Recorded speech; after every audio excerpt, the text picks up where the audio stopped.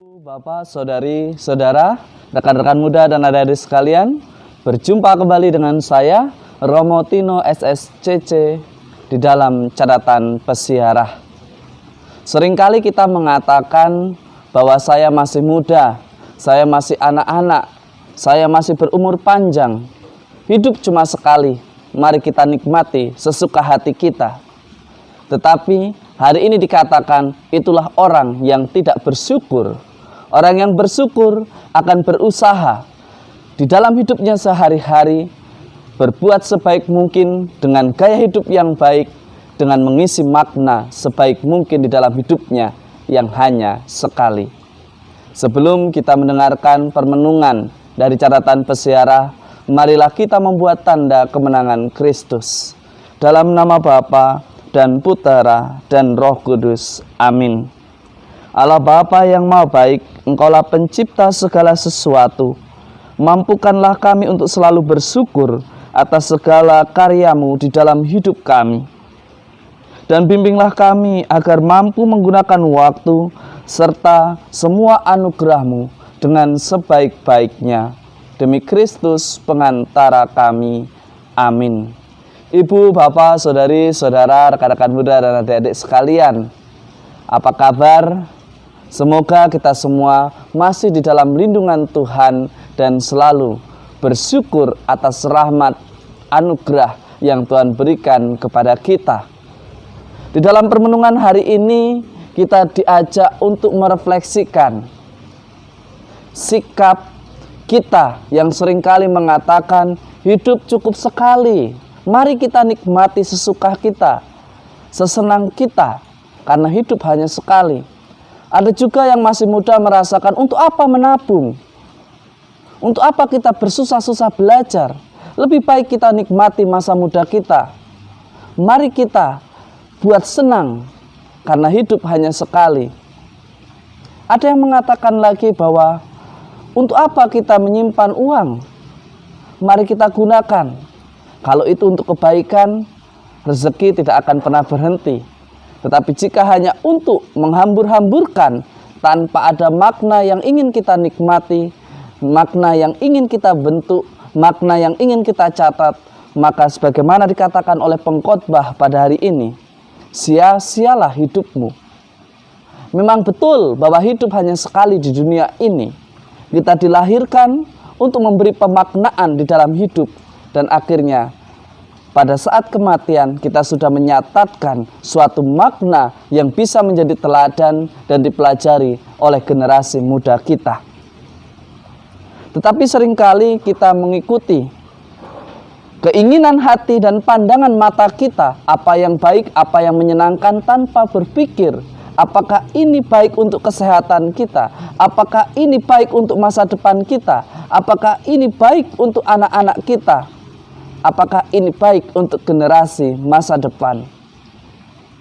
Sikap bersyukur akan membuat kita menjadi pribadi yang mampu belajar mensyukuri bahwa penderitaan bukanlah suatu hukuman, bahwa penderitaan bukanlah suatu ancaman atau kutukan. Penderitaan dan tantangan adalah kesempatan bagi kita untuk menjadi pribadi yang lebih baik. Jika kita mengeluh, maka tidak ada kesempatan itu. Tetapi ketika kita selalu mencari solusinya, dengan sendirinya kita sudah ditempa dan membiarkan diri dibentuk oleh Allah menjadi pribadi yang kuat. Maka tidak sia-sialah hidup kita. Kesia-siaan akan terjadi di dalam hidup kita jika kita selalu berprinsip nanti dan nanti. Padahal ada yang kejutan, ada yang tiba-tiba datang. Sebagaimana dikatakan bahwa gaji saya besar, 10 juta per bulan cukup, tidak perlu nabung. Tetapi setelah pandemi COVID, gaji hanya dipotong 50%, baru kita merasa bahwa kenapa saya tidak menabung? Kenapa saya terlalu menyia-nyiakan hidup saya? Berpesta pora tanpa mengingat masa depan yang tidak pasti sesuai dengan pikiran kita, yang tidak mungkin sesuai apa yang kita impikan. Segala situasinya bisa berubah begitu saja. Tuhan sudah memberikan segala sesuatunya baik adanya, tetapi belum tentu. Ketika kita tidak bijaksana, maka justru situasi akan menjadi ancaman bagi hidup kita. Di dalam Injil hari ini kita pun diingatkan oleh Yesus untuk belajar, untuk terus berjuang, untuk terus menyerahkan diri secara total kepada Tuhan. Lihatlah bahwa kita sudah diserahkan. Anak manusia akan diserahkan ke dalam tangan manusia. Mereka tidak berani menanyakan arti perkataan itu. Di dalam ketaatan, kita mesti berani menyerahkan diri kita kepada Tuhan. Tentu di dalam perbuatan kebenaran, sebagaimana Yesus akan memiliki banyak musuh. Bahkan banyak orang ingin melenyapkan mereka yang hidup di dalam kebenaran. Tetapi percayalah, hidup kita tidak akan sia-sia hanya karena kita berjuang akan kebenaran.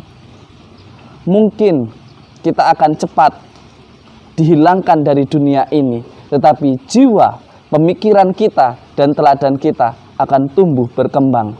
Percayalah dan bersyukurlah, serta lakukanlah apa yang kita imani, jika kita ingin membuat hidup kita menjadi lebih bermakna. Ibu, bapak, saudari-saudara, rekan-rekan muda, dan adik-adik sekalian, jangan pernah mengatakan nanti kalau bisa kita lakukan hari ini. Janganlah kita membuat hidup kita sia-sia hanya dengan kata, dengan keinginan yang mungkin hanya kesenangan sesaat saja. Mari kita jadikan berkat kita di dalam karya dan perjalanan hidup kita. Dalam nama Bapa dan Putera dan Roh Kudus. Amin. Ibu, bapak, saudari-saudara yang terkasih di dalam Yesus Kristus, mari mulai saat ini kita bersyukur atas segala anugerah yang Tuhan berikan.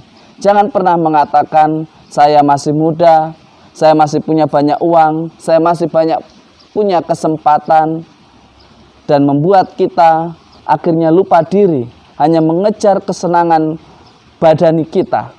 Tetapi ingatlah, janganlah kita membuat hidup kita sia-sia dengan sesuatu yang tidak bermakna. Tetapi jadikanlah hidup kita penuh makna yang singkat ini dengan cara bekerja lebih baik, mensyukuri dengan cara berusaha terus menjadi lebih baik dan berani mengevaluasi jika kita salah. Selamat beraktivitas, selamat berweekend, tetap jaga kesehatan. Jangan lupa menjaga jarak, mencuci tangan, memakai masker. Itulah bukti bahwa kita tidak membuat hidup kita sia-sia. Selamat beraktivitas, Tuhan memberkati. Amin.